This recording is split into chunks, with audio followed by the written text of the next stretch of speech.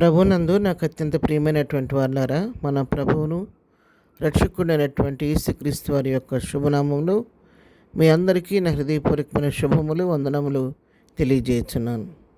ఉదయకాల సమయంలో దేవుని వాక్యాన్ని ధ్యానం చేసుకుందాము. ఈరోజు వాక్య ధ్యానము కొరకు మనం తీసుకున్నటువంటి లేఖన భాగము యెషయా గ్రంథము 58వ అధ్యాయము 9వ వచనం చదువుకుందాం. అప్పుడు నీవు పిలువగా యెహోవా నీకు ఉత్తరం ఇచ్చును, నువ్వు మొరపెట్టగా ఆయన నేను ఉన్నానను. ఆమేన్. దేవుని నామమునకు మహిమ కలుగును గాక. ఇక్కడ వాక్య భాగాన్ని గమనించినట్లయితే, అప్పుడు నువ్వు పిలువగా యెహోవా ఉత్తరం ఇచ్చును, నువ్వు మొరపెట్టినప్పుడు ఆయన ఉన్నానని నీకు ప్రత్యుత్తరం ఇచ్చునని ఇక్కడ మనం వాక్యం చదువుతున్నాం.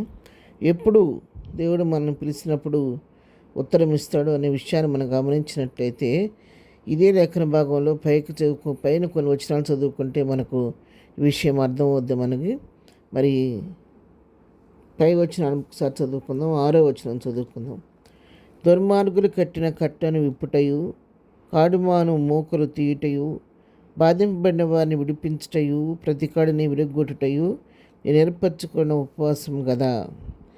నీ ఆహారం ఆకలిగొనిన వారికి పెట్టుటయు, నీ రక్త సంబంధికి ముఖము తప్పింపుకున్నటయు, దిక్కుమాలిన బేదలను నీ ఇంట చేర్చుకున్నటయు, వస్త్రహీనుని కనబడినప్పుడు వానికి వస్త్రం ఇచ్చుటయు, ఇదే కదా నాకు ఇష్టమైన ఉపవాసము.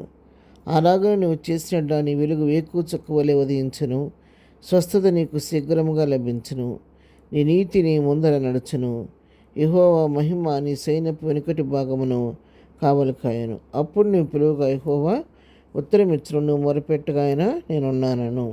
ఈ పై వచనాన్ని మనం చదివిన విధంగా ఈ విధంగా మనం జీవించినప్పుడు దేవుడు మనం ప్రార్థించిన వెంటనే, పిలిచిన వెంటనే ఆయన పలుకుతాడు, ఉత్తరం ఇస్తాడని సత్యాన్ని మనం ఇక్కడ తెలుసుకుంటున్నాం.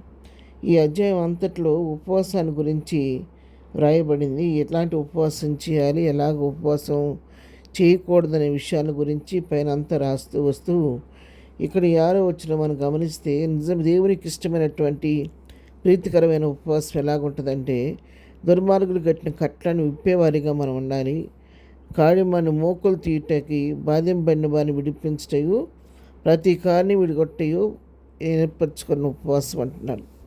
ఉపవాసం అంటే ఏదో మనం మనుషుల మెప్పు కొరకు 10 సార్లు ఉపవాసం అని చెప్పుకోవటం కాదు, లేకపోతే కేవలం ఆహారం తీసుకోకుండా ఉండటం మాత్రం ఉపవాసం కాదు. కానీ నిజమైన ఉపవాసం ఏంటంటే, ఉపవసిస్తున్నావు, ప్రార్థిస్తున్నావు అంటే ఎవరైతే దుర్మార్గపు కట్టలతో కట్టబడి ఉన్నారో ఆ దుర్మార్గం కట్టిన కట్టలను మనం విప్పేవారిగా ఉండాలి, కాడిమాని మోక్కులు తీసేవారిగా ఉండాలి, ఎవరైతే బాధింపబడుతున్నారో వారు విడిపించేవారిగా ఉండాలి, ప్రతి కాడిని విరగ్గొట్టి ప్రజలకు విడుదల కలిగించేవారిగా మనం ఉండాలి. అది దేవుడు ఏర్పరచిన ఉపవాసాన్ని ఇక్కడ మనకు తెలియజేస్తుంది. అంతేకాదు మనం చేయవలసింది ఏంటంటే, మన ఆహారము ఆకలిగొని వారికి పెట్టాలి. మన రక్త సంబంధం చూసి ముఖం తప్పింపకూడదు. రక్త సంబంధికి ముఖం తప్పించి మందిరంలోకి వెళ్ళి ప్రార్థన చేసే దేవునికి ఇష్టమైంది కాదు. దిక్కుమాలిన బేదలను ఇంట చేర్చుకోవాలి. ఎవరు దిక్కుమాలిన వారికి ఉంటారో వారిని ఇంట చేర్చుకోవాలి.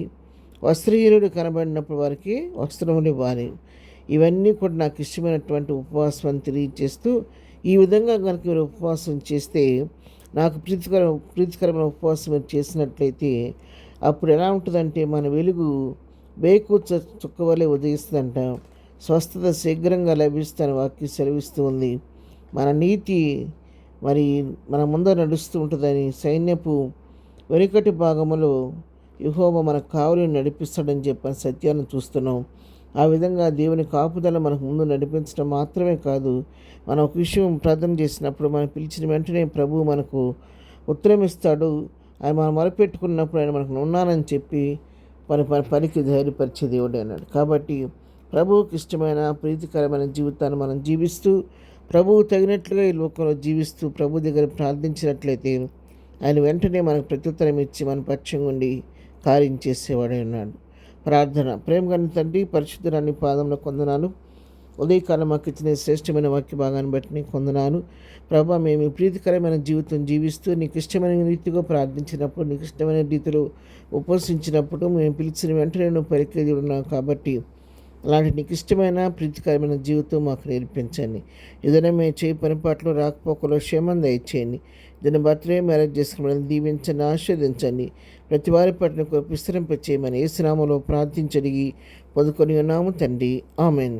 ప్రభు కృప సదాకాలం మనందరికీ తోడే నడిపించను గాక, ఆమెన్.